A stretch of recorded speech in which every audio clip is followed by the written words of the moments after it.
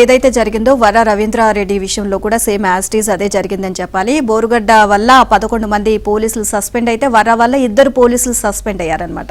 So ఈ నెల 6వ తేదీన వర్ర రవీంద్రారెడ్డిని అదుపులోకి తీసుకున్నప్పుడు జస్ట్ 41A నోటీసులు ఇచ్చేసి ఆయన వదిలిపెట్టేశారు. దీనికి సంబంధించి మళ్ళీ తర్వాత పెద్దల నుంచి హెచ్చరికలు అలాగే ఫోర్స్ చేయడం వల్ల దీనివల్ల మళ్ళీ ఆయన అదుపులోకి తీసుకోవడం జరిగింది. సో ఈ నేపథ్యంలో ఎవరైతే ఇట్లా వదిలిపెట్టేశారో వాళ్ళని సస్పెండ్ చేశారు పోలీసులు. DIG ఆఫీస్కు వచ్చి రిపోర్ట్ చేయాలని కూడా ఆదేశాలు జారీ చేయడం జరిగింది.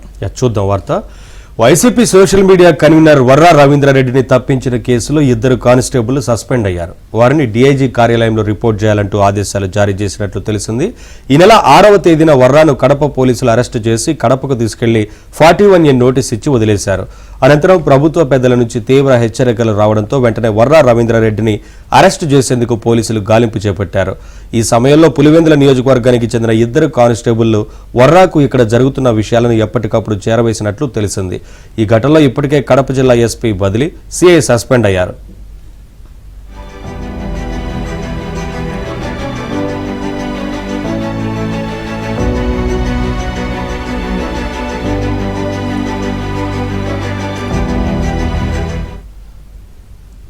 YCP social media convener Varra రవీంద్రారెడ్డిని తప్పించిన కేసులో 2 కానిస్టేబుల్ సస్పెండ్ అయ్యారు. వారిని DIG కార్యాలయంలో రిపోర్ట్ చేయాలంటూ ఆదేశాలు జారీ చేసినట్లు తెలిసింది. ఈ నెల 6వ తేదీన వర్రాను కడప పోలీసులు అరెస్టు చేసి కడపకు తీసుకెళ్లి 41A నోటీస్ ఇచ్చి వదిలేశారు. ఇదే అంశానికి సంబంధించి మరింత సమాచారం మా ప్రతినిధి శ్రీనివాస్ అడిగి తెలుసుకుందాం.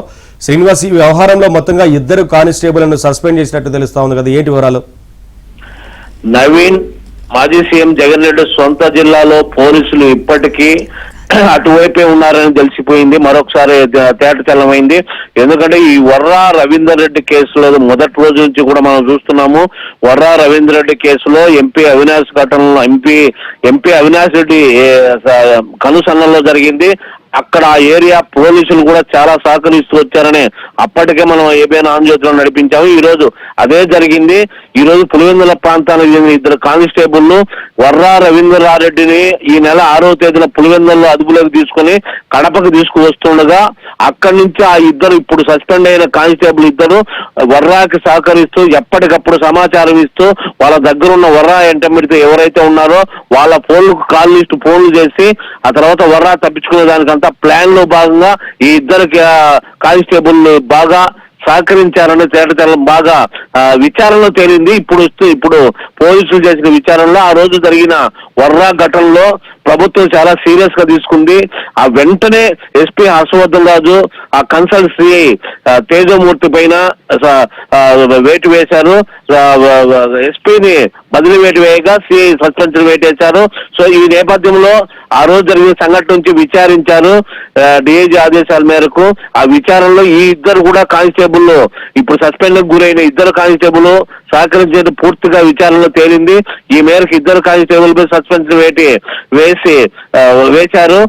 సో ఈ నేపథ్యంలో మనం ఇటీవల చూస్తున్న వర్రా కేసుకు సంబంధించి ఇప్పటికే పోలీసులు ఇంకా విచారణలో పులివెందుల్లో కొనసాగుతుంది.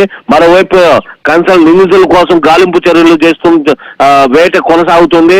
అయితే ఈ ఎపిసోడ్ మొత్తం మొదటి నుంచి మనం ఏబిఎన్ ఆంధ్రజ్యోతిలో చెప్తూనే ఉన్నాము. జగన్ రెడ్డి హయాంలో ఉన్న ఇప్పటి పోలీసులు అంటే SI CI స్థాయి క్యాడర్ నుంచి కూడా కింద స్థాయి కానిస్టేబుల్ వరకు ఇప్పటికీ అభిమానులు ఉన్నారు. కడప జిల్లాలో ఇప్పటికీ కొనసాగుతుంది. అలాంటి వారికే TDP వారిని చాలా మందిని దగ్గర చేర్చుకొని బదిలీలు కూడా వాళ్ళు ఇష్టం వచ్చి చేసేది జరిగింది. సో మొత్తం మీద అయితే ఈ జరిగిన సంఘటనల దృష్ట్యా ఇప్పటికీ జగన్ రెడ్డికి వైసీపీకి ఇప్పటికీ హెల్ప్ చేస్తున్నారు కడప జిల్లాలో పోలీసులు అనేది మరోసారి తేటతెల్లమైంది. Naveen, thank you Srinivas, thanks for the updates.